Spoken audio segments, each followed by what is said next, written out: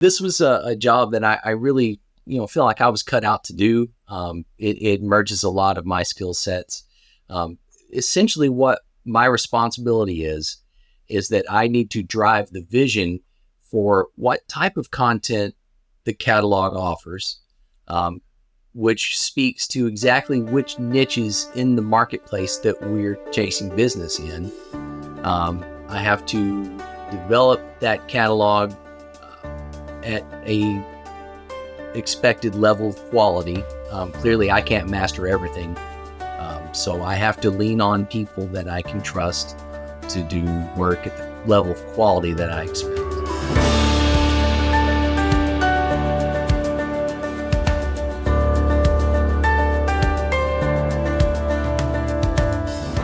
What is happening, everybody, and welcome back to another episode of the 52 Qs podcast, your weekly insight into all things production and library music. Whether you're simply curious about the sync industry, learning to write better cues, or maybe you're ready to pitch to publishers, you're in the right place. My name is Dave Croft, and it is so good to be with you today. And if you find this video helpful, then why don't you give it a thumbs up here on YouTube or a 5-star review in your podcast app, and be sure to subscribe because I talk about library music every single week. Today's episode wouldn't be possible without the incredible support of our member subscribers at 52 Qs, who not only keep the community alive and thriving, but as members, they also get access to extra features like workshops, live streams, office hours, cue breakdowns, Zoom feedback sessions, hundreds of hours of video archives, and opportunities to submit to real music libraries. So if you're feeling stuck, or maybe you're finally ready to take your sync career to the next level, then head over to 52qs.com. It's free to join, and memberships start at around $4 a month. You know, as composers, we are just half of the equation when it comes to the production music industry. Yeah, we write the music itself, but there's a whole other side of this business run by dedicated people who get our music on TV. These publishers and library owners play a critical role in finding homes for our cues, and building relationships with these folks is absolutely essential for any sync music composer. So today, I sit down with Jason Rudd of Level 77 Music, who shares his journey from mastering guru to executive producer for an award-winning catalog, and he offers a unique perspective from the other side of the business. I am so happy to be joined by Jason Rudd, executive producer of Level 77 Music, and we share the same barber and the same love of chunky glasses and pristine shing off our domes. I don't know. I'm being goofy here, but it's so good to have you with us today here on the 52 Qs podcast. Welcome. Thank you, Dave. I appreciate it. Appreciate you getting me on here. Yeah, and it was really cool meeting you at the PMA, the Production Music Association virtual networking events. And friends, if you're watching this and you have not joined the PMA, first of all, you should, because you should support the organization because they speak for us in areas that, we don't have a guild, we don't have a union. And so the closest thing we have, at least here in the US, is going to be an association like the PMA. So we should support them, but they put on these virtual networking events, and that's where we met. And I'm like, you know what, we should have you on the podcast. And so Jason, how long have you been with PMA? And I know you've won, some PMA awards. Tell us about your experience with Production Music Association.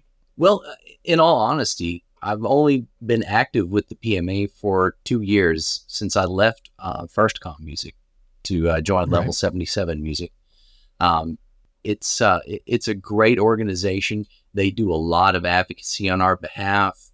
And I realized that I had lived my way into having a lot to provide and felt obligated to do so, and to give a little bit back, and in case there's composers I can help out, or just anywhere that I can jump in, because it's it's a great organization. Yeah. Well, again, it was really nice meeting you, and here we are today.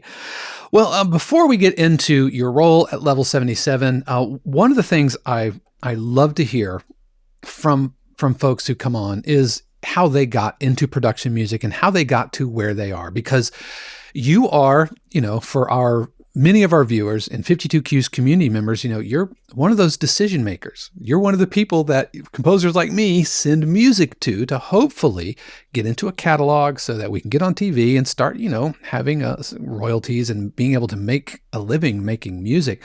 But I'm guessing you didn't just show up one day with your spreadsheet and your headphones and say, I want to be an EP. Tell us about your career path into your role as executive producer of a music library. It has been a strange ride for me through a quarter century of production music history that I kind of stumbled into.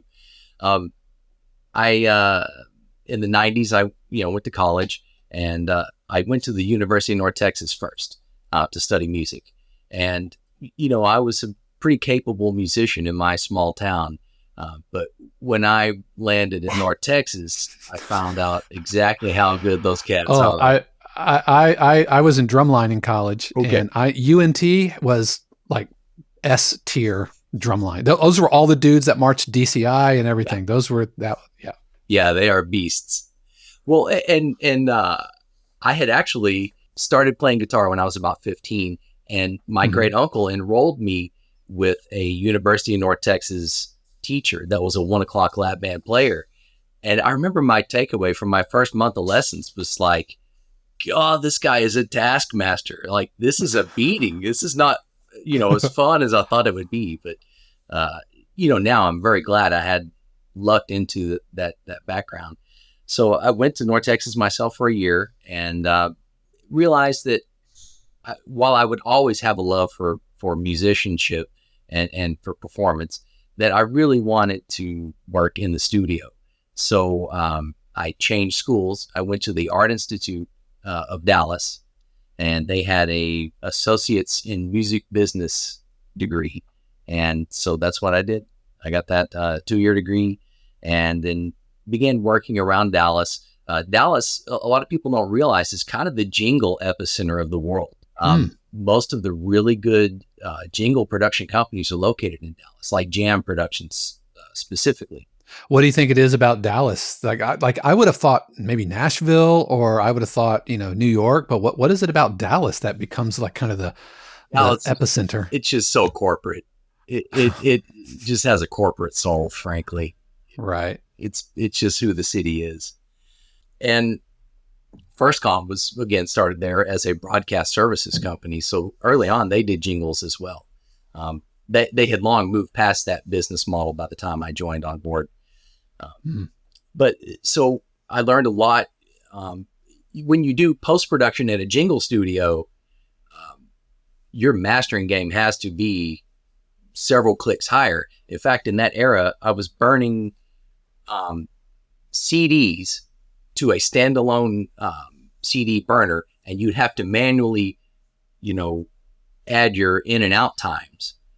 And if you messed up, you may be 75 songs into a CD, you make a mistake, you've ruined that CD. In that era, those CDs were $10 each. Yeah. Yeah. But long before you bought like a spindle of them for like $20. Yeah. So different era, but that was my first taste of mastering. I first became aware of production music as an industry at my first full-time job, which you may find this humorous, but I was committed that I was not going to do anything to pay my bills other than music or audio production. And my first full-time job was recording telephone on-hold messages. And I did that for 2 years and recorded. And also, like, people would come into the studio and say, "Hi, you've reached whatever." And if you would like to, wow, that when was we that get back either to the line, ask about our specials on widgets and gadgets. We'll be right back. Did you have to engineer him and put all the music behind him and everything? Or yeah, absolutely. Yep. Yeah. So, and we obviously weren't a very wealthy company. So we had to really make do with production music to get good music behind the content. And early on, I used a company called Gene Michael Productions. I'm not sure if they're even in business anymore. And then we also started sourcing from DeWolf. which Okay. they were a wonderful company to deal with. They were so easygoing, and they had, a massive vault of music, and so it made selection pretty easily. And that was the era where I first became familiar with Verscom. Someone sent one of their demos to me in the mail, and I'm like, oh my God, I want this music. It's going to make me look really good. And my boss just was like, well, we can't really afford it. Now, what was it that they couldn't afford? The individual license or just like subscribing to the catalog? Because, I mean, the industry has really, really changed from now versus what it was back then. Yeah, that would have been... What was it that was so expensive? That would have been about 97, 98. To be honest, I mean, this was a guy that ran an on-hold messaging company. He wanted me to transfer. He had some music from the 70s that was on reel-to-reel. And he's like, you know how to work tape machines. Why don't I transfer all this music in and we can just reuse it? I don't know. We probably could have afforded Verscom if he really wanted it, but his justification was the price was a little high. So what was back then, was it essentially buying like CDs worth of music and you bought that and then you could basically use whatever was on there, or did you have to track cue sheets and all of that normal business? We didn't have to bother with cue sheets. They since it wasn't broadcast, there's no tracking or reporting really for a telephone on-hold message. So DeWolf I still don't understand how that business model worked, because they would basically say, hey, use this CD and use it up, and then whatever productions that's synchronized with, those are covered moving forward. But when you exchange the CD, then you can no longer, use that CD for additional productions. Gotcha. Like if you had put it on your hard drive, which at that time people hardly did, because it was still prior to CD ripping, which was a phenomenon in the aughts. We would just trade the CD back to DeWolf and get something fresh. And we also there was another business model at the time, which was a very strange business model. There was a company called the Music Bakery, and they would sell the CD itself for, and I'm guessing here, but I think it was probably $100. And then that CD was your permanent perpetual license, and you owned it outright and could use it in perpetuity. So that was another business model that I saw and still don't understand how they make money. Yeah. DeWolf, that sounds more like stock music Netflix, right? You get a catalog, you use it, and then you ship it back. That's like a great back analogy. In the disc days of Netflix. Yeah, that's a great analogy. In 99, I saw the ad for a mastering engineer at Verscom come up, and I applied for the job. And I was a pretty fast editor of music at the time. And that's what I think got my foot in the door. So I was interviewed in the spring of that year and waited all summer, and finally I gave up. And then as soon as I gave up, I got the call from them. Of course.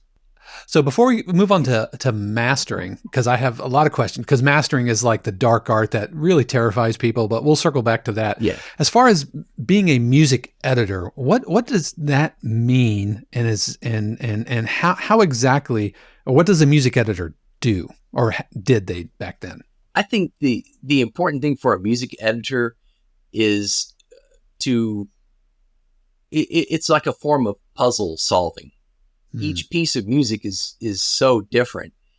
And so you're not going to cut, two different pieces of music the same way. But I think the important skill that I had was being able to look at what the length of the spot was going to be, and that I could very easily find the right cutting points to make a compelling arrangement that would fit inside that particular length.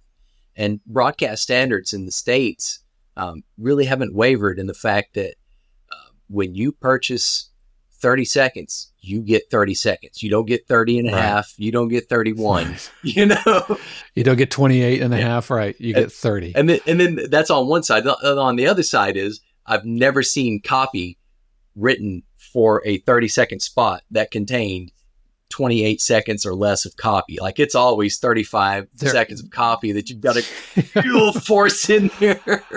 So you're doing dialogue editing and all of that as well? Yeah, dialogue editing and music editing just to make the spot fit and work and flow naturally. Gotcha. Now, are you dealing with back then? Were you dealing with just radio spots, or were you dealing with against video as well? In that era, I was only doing radio spots. It wasn't until First Com where I did music for video.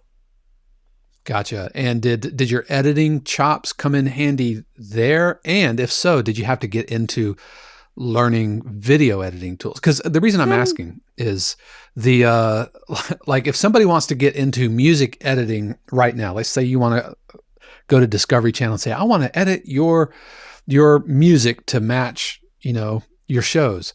Generally, my understanding is that that's done by video editors, right? They're the ones cutting apart, looking up loop points and all of that stuff. Is that accurate, do you think? That is my understanding as well, but that's about as much as I can speak on it because again, I'm a studio rat and I make music for Sync, but and I did have extensive training in video editing, but you don't want to hire me for video editing. Like you need me to make your music and then get someone else to edit video. Because you transitioned into being a mastering engineer, and that you were a mastering engineer professionally for some 15, 16 years. And so talk about that. Talk about maybe how mastering has kind of changed, just over the last 10 to 15 years versus like what composers, what they think when they think mastering. Because mastering used to really terrify me. And there's still some edges of the map that are still just blurry to me that I don't really get. But talk about mastering, about your journey through mastering and maybe how the industry has changed. Yeah, absolutely. One of the very good pieces of fortune that I had early on when I came on board at FirstCom, and even actually, I should back that up, working in jingle studios, Thompson Creative specifically was a jingle studio I worked in. In both of those situations, I was able to mentor with somebody that was accomplished and that had experience and was able to talk with me about not only the techniques in a broader sense, but, techniques related to the specific equipment that I had to work with. And I still do think that mastering is something that, just like musicianship, is kind of a black art, and it really is best handed down from person to person. You can look at YouTube videos until you're blue in the face, and you can learn a little bit, but until you have that industry peer to evaluate your material and let you know where you're at and maybe give you tips and tricks, it's a hard uphill thing to learn, especially on your own. And I feel that way about musicianship as well. I mean, you can learn songs on YouTube, but you may not be minding your posture. You may not be minding your picking technique. You may not be minding several other elements of the game that are crucial. Yeah, it's one reason that mentoring, specifically live mentoring and coaching, is one of the foundational principles of 52 Qs. That's why we have feedback sessions and mastermind groups and all of that stuff.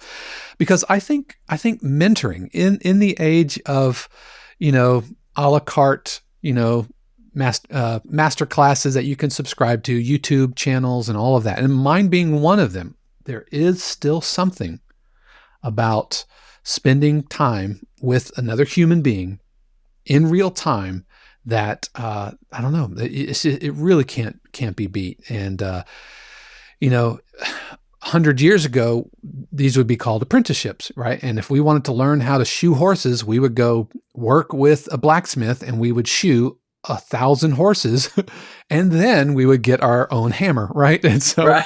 I guess I've never chewed a horse. Is that how it works? But now, I think apprenticeship, now kind of called mentoring, internships, when you think about the studio system, whether it's Bear McCreary's crew or Hans Zimmer's crew, essentially you go and you sit at the foot of the master, if you will, and you learn and absorb while you're doing things which might not necessarily seem like right in line. Like, yes, I'm getting Hans Zimmer's coffee, but I'm also in that airspace, right? And I think that's really super important. I would agree. I really think there are things that you can learn there that you won't pick up on your own. And I think that for me, it's a core value of mine that I think music is better when humans work on it together, collaboratively. I think that our vibration, if you will, rises to a higher frequency when it's summed with that of another person that we're collaborating with. I strongly believe in that. Yeah. So what would you say are some of the ways that mastering has changed over your career? I mean, going from like 99 to 2015, I mean, that is a tectonic shift of technology in the audio production realm. So how did you navigate all of that? Well, it was not easy. I've learned my trade twice, which was rather hard because, in the mid 90s, we were learning on analog gear, and we had to learn to even bias our tape machines. I mean, you were expected to keep your tape machine running because tape machines running means studio doors are open for business. And naturally, the first jobs I got outside of school, everyone was starting the transition to computers and to digital. We actually had a Pro Tools rig at school in 1996, but it would only do 2 tracks. And I remember we had to go buy a new hard drive, and we spent $2,000 for a 2 gig external SCSI hard drive. Jeez, so that's how things have changed. We shifted from 2-track tape machines to CDs, which was an awesome change because CDs, I know they're not the hip thing now, but when you came up in that era, the reliability, the repeatability, like that was just the lack of wear and tear. I mean, that was monumental. The fact that I could play this ad infinitum and the sound does not degrade. I think it's really easy to lose track of, your record wearing out or the cassette stretching or whatever. It's really easy to lose track of that. It is. It really is, because it's so slow that your ears just attune themselves to it over time. Yeah. But yeah. But the tools have really changed. We've gone from analog hardware to plugins. And I know that there are some purists, who still swear by it, but I mean, I don't have the thousands and thousands of dollars of gear to pour into that. I have Ozone, and Ozone works great for me, but how did you have to adapt to the plug-in era versus the hardware era? Or do you maybe ride the line in between? I honestly will probably break some hearts when I say this. I was a very early adapter of plugins. My first computer at FirstCom that I used was a Celeron that I worked with our IT guy to overclock it and do all the things that you would do to hot rod a computer in that era. And I was using Waves. And I'm still a Waves user. I'm a fervent Wave supporter. I know they've made everybody mad this year with their right. Yeah, they've subscription service. They've made some waves. Yeah, they have, but I mean, they're an excellent company. They make an excellent product. They've always supported me.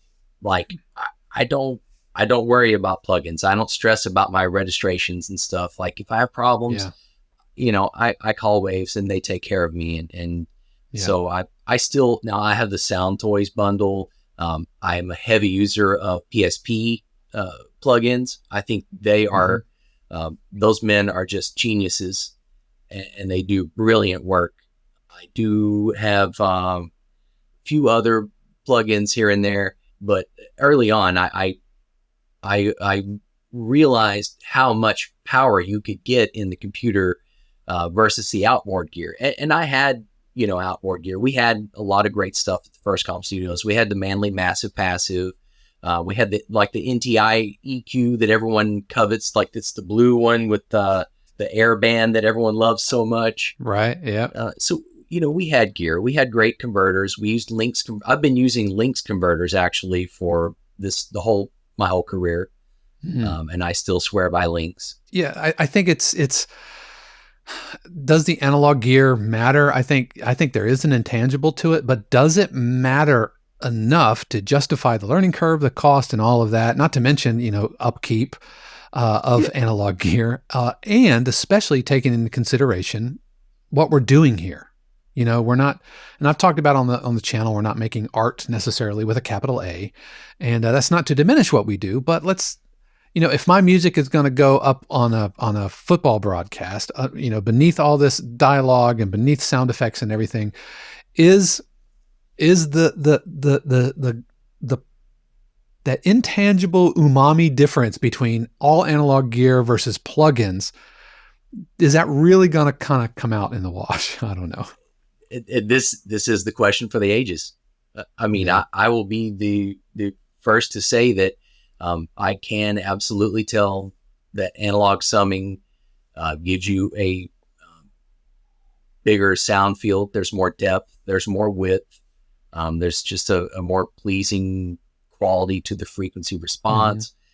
But having said that, I mean, even early on, so at FirstCon, we've been doing stems since the late 90s, which a lot of people are blown away by, because we actually would release them on an audio CD with a click pop at the front of each stem. So when you would play it into your workstation, you would have to line the clicks up, and then it would be synchronized. But so if you're doing a piece of music that you've got a main mix that's, got all of your instrumentation, including the melody line, and then you've got a narrative or an underscore or whatever someone wants to call it, submix, alt mix, maybe you have one without the melody. Maybe you have another alt mix that is less guitars or less synthesizers. And then you get into, there's a 60, a 30, a 15, and a 10. And then there's also stems. So you've got a drums and bass, a synthesizer, a guitar. I'm already up to 10 files for one title. Right. So to make the mastering match and have all those files be uniform and be able to, at the station, for that video editor to be able to intercut between my mix outs and have it sound seamlessly behind the voiceover, the mastering is really crucial. And frankly, you can't get repeatability like that out of analog gear.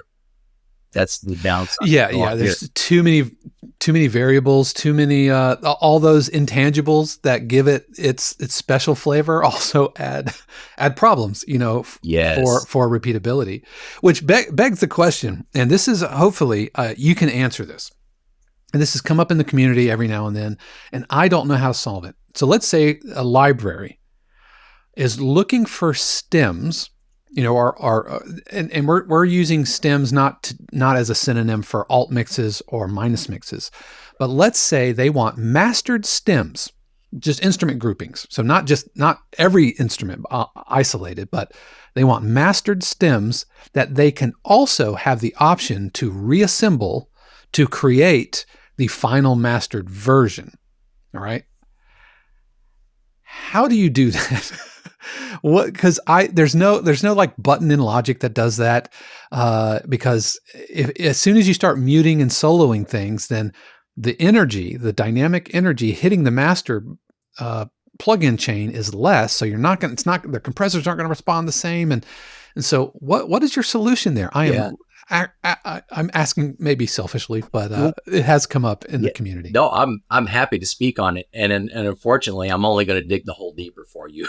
Well, here, I'm gonna sit back and take a long draw of coffee while you make me feel terrible. I mean, fundamentally, there are only two approaches. So if you have if you have a mix that is going through master bus processing, then obviously it's hitting that limiter or a series of limiters. It's getting that limiter haircut, and at the same time, the RMS is being pushed up, to give you the perceived loudness thing that everyone expects out of mastering engineers. So you have two options. You can leave that mastering chain in place, and you can solo your groups or instruments individually, render those to new files. And what you're going to get if you take that path is when you resum those files, they'll pretty much sound like your main mix. Like some of us would be able to hear a difference, not a lot of us. So you'll be in the ballpark. However, since the sum of those files did not hit the limiter, your peaks are going to be way over zero. You're going to be peaking at +6 or +9 or +12. However hard you dug in with the limiter is the inverse of how far over zero you're going to be. And any of us that have worked in audio know you can't have overages in zero or in digital. Zero is the ceiling in digital. It's not like analog gear where there was headroom, and the better built analog gear had more and more headroom and more pleasing headroom. So the trade-off there is that you have to know the sum of your stems is, number one, going to have mastering processing put on it, at least a limiter. And number two, that the overall sum is probably going to have to be ducked to a considerable degree. Of course, having said that, this is production music. It's typically got a voiceover in front of it. They're going to duck it anyways. Right. And then the other way to do it is to bypass your bus processing and print your stems so that the sum does not exceed zero, but the mix is never going to match your full mix. Yeah, that's the holy grail challenge, and that's I'm glad. I actually, now that I've had my coffee and I've listened to you, I'm in the ballpark, because I am not a mastering engineer. I'm a drummer, and a composer who just kind of backed my way into this because library after library was asking me to do the mastering. And I'm like, I'm not shipping it off, and I'm not working for a record label or whatever. I'm not signed to a deal. I got to figure this ish out.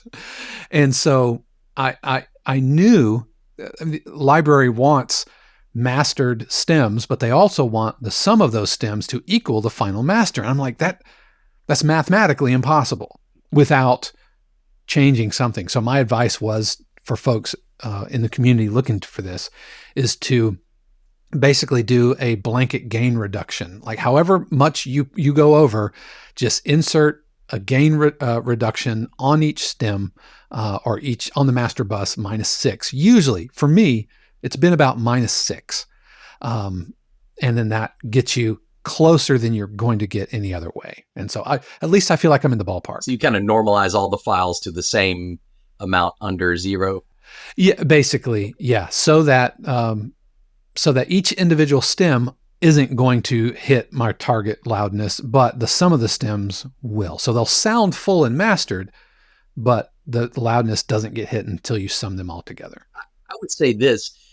I feel like I haven't given much help to the community at large. So let me say this, that I think may be of some benefit. I've tried it both ways throughout my whole career.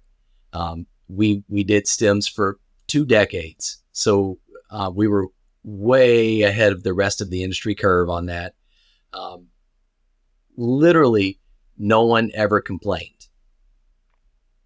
So I'll leave that out there. Like, to take the stress out of it, no one ever complained.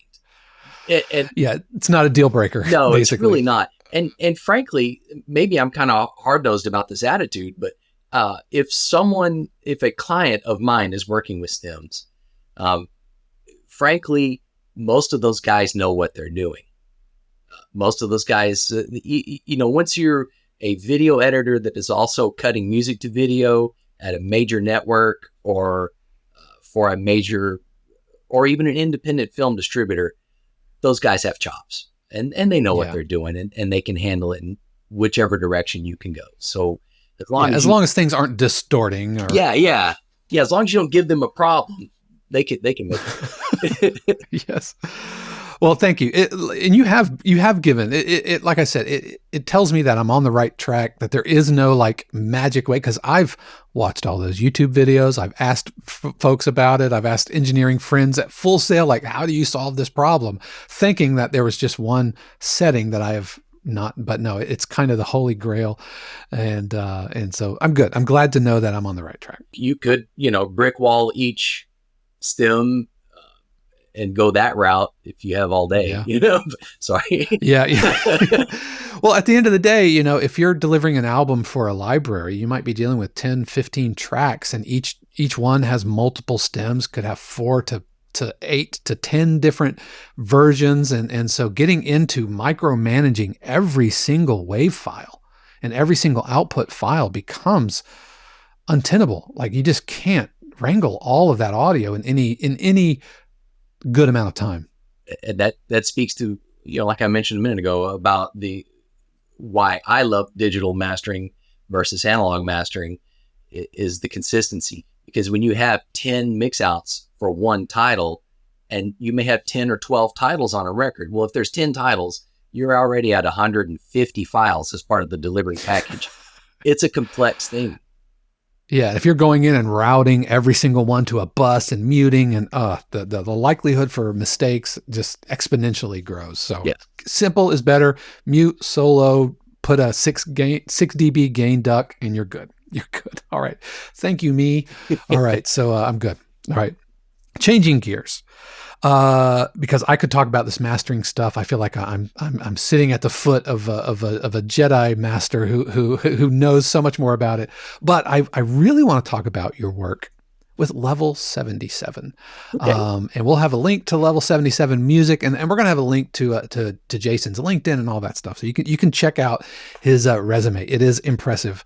But I want to talk about your role at Level 77 Music as executive producer, and maybe talk about some things in the industry, some trends that you've seen over the last 5 years, maybe over the last, where do you see us going? But tell us about what an executive producer at a production music company, at a library, what does an EP do?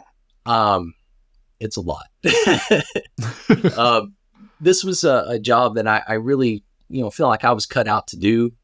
It merges a lot of my skill sets.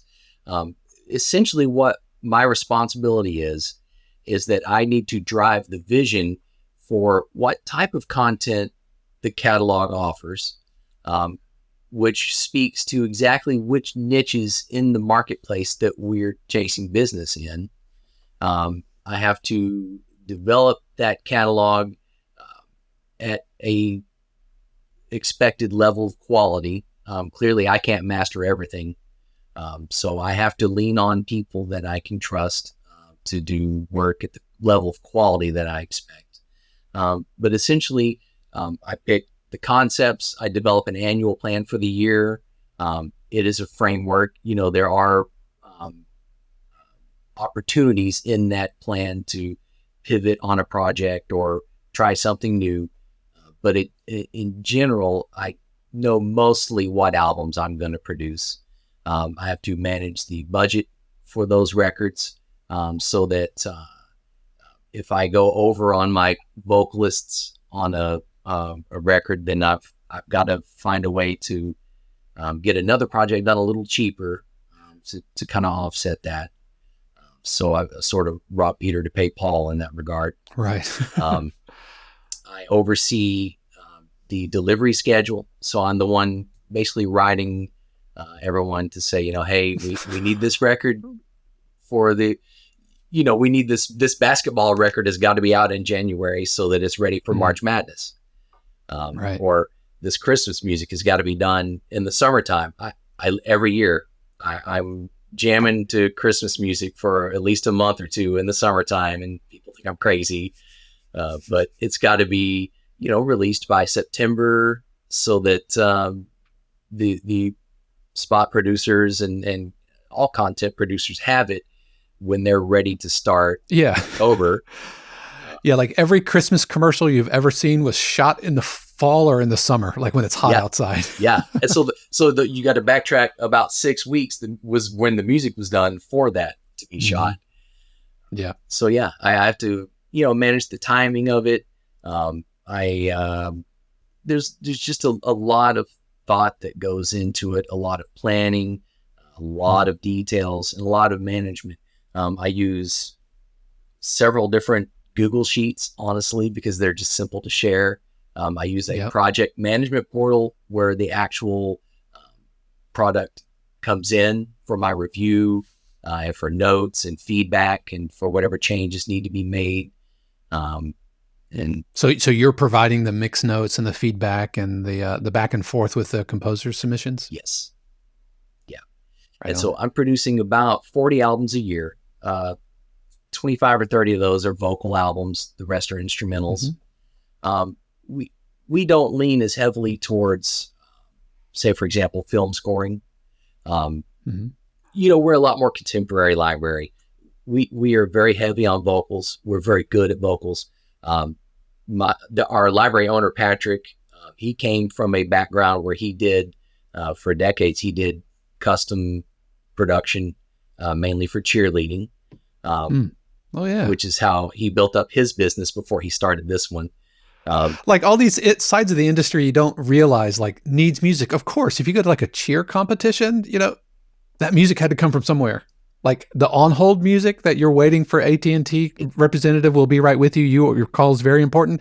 That music had to come from somewhere. Had to. And that's what people, I was circling back to what we talked about of the PMA earlier. When they released that report several months ago that showed us that 45% of the music consumed is from this industry and not commercial music. It on one hand, it blew my mind to know that as a fact, but on the other hand, I kind of knew it already. There's so much production done.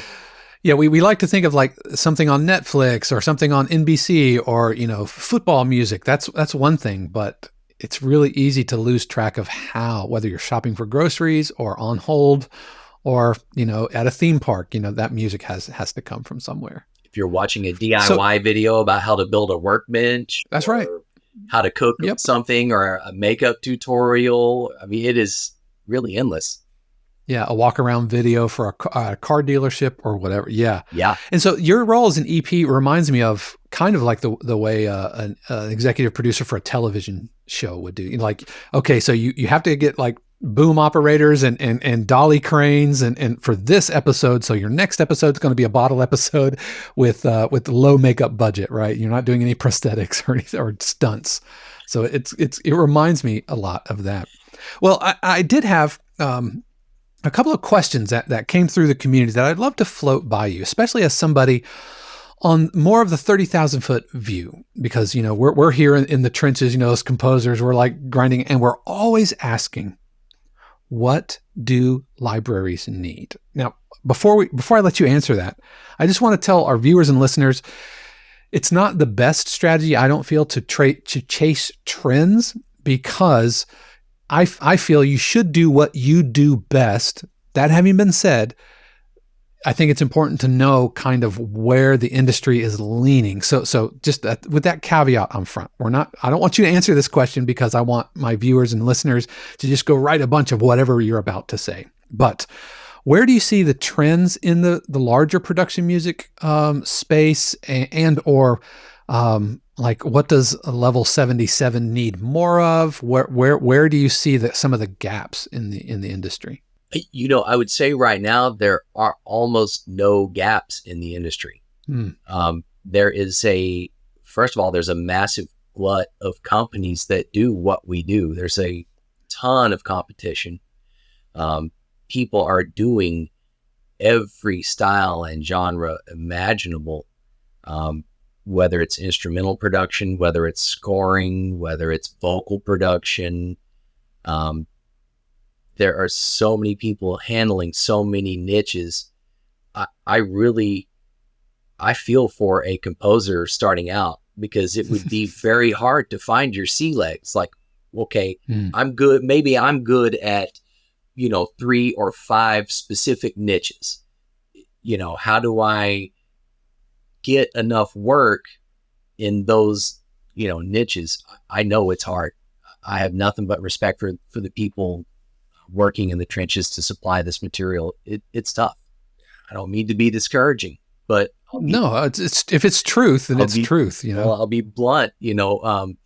There are, for someone like me, I get constant influx of submissions, and to the point that I have a full-time job just getting product out the door and making sure that the product sounds good.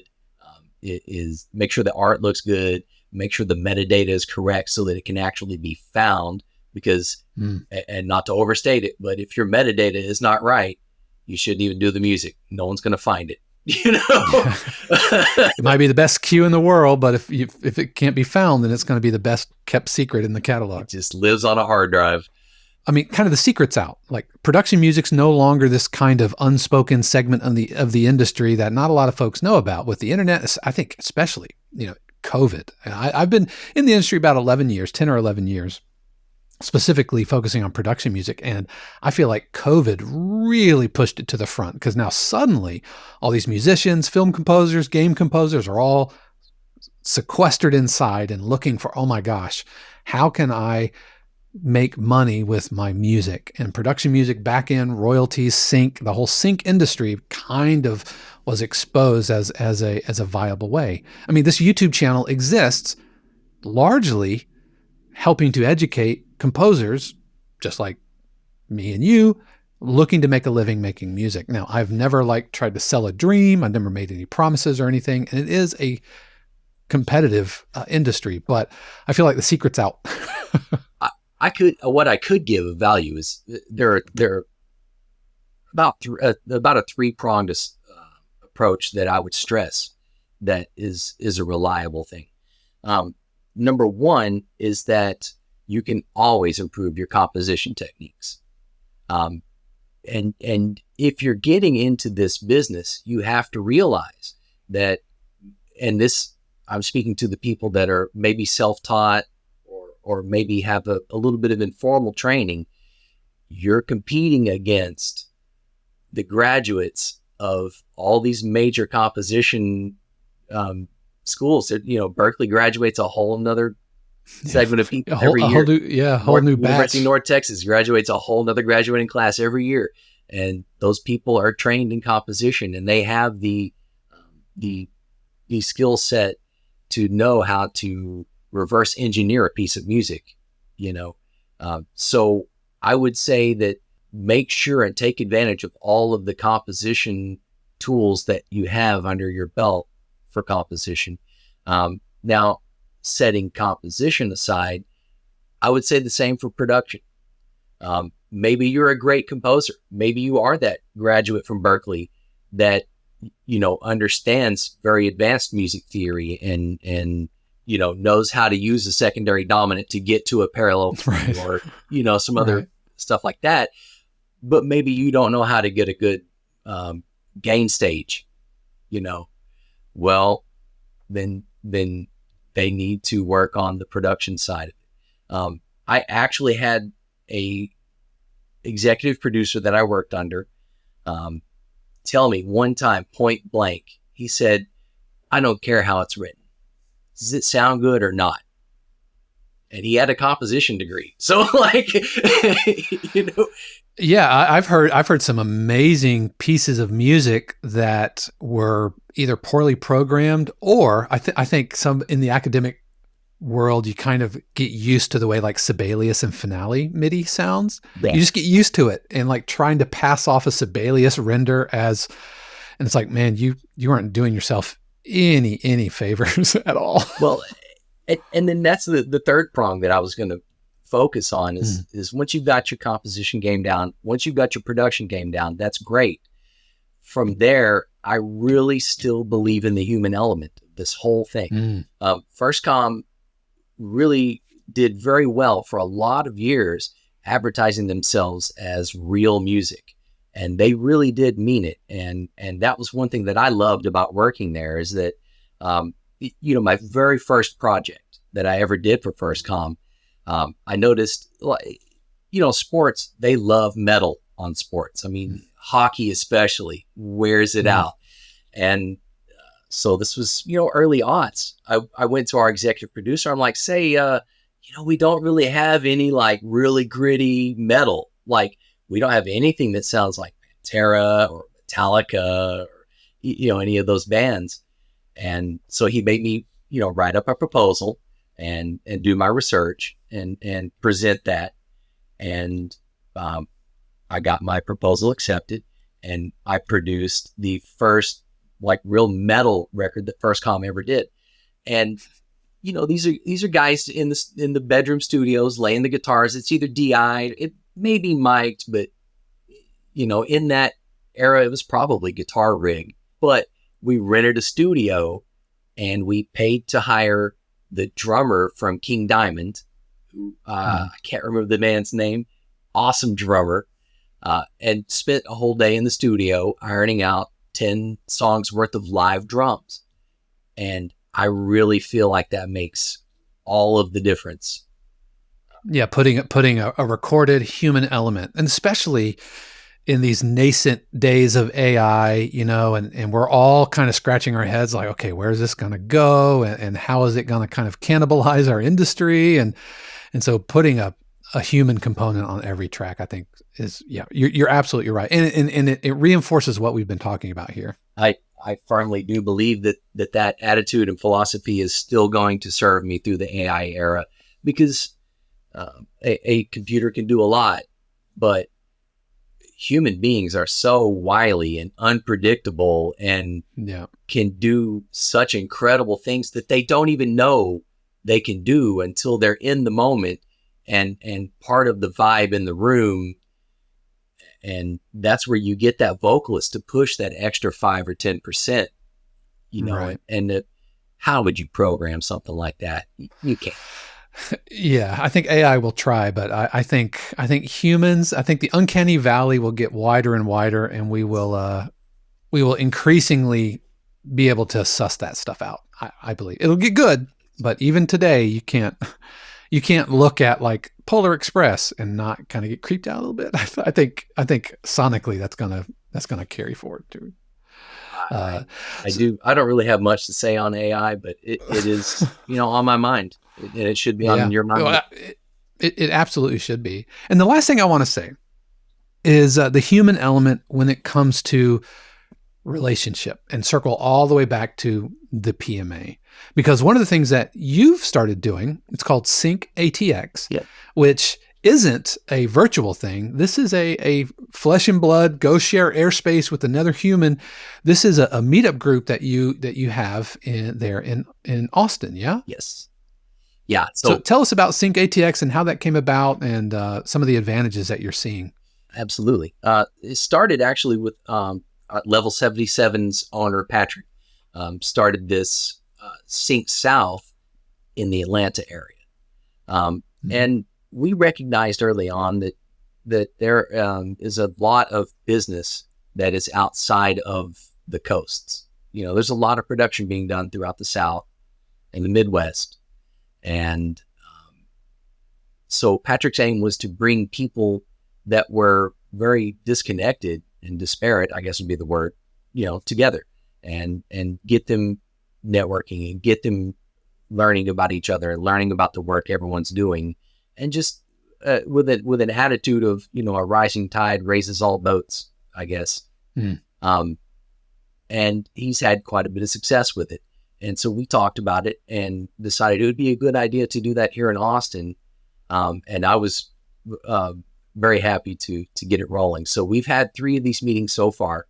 We started this spring.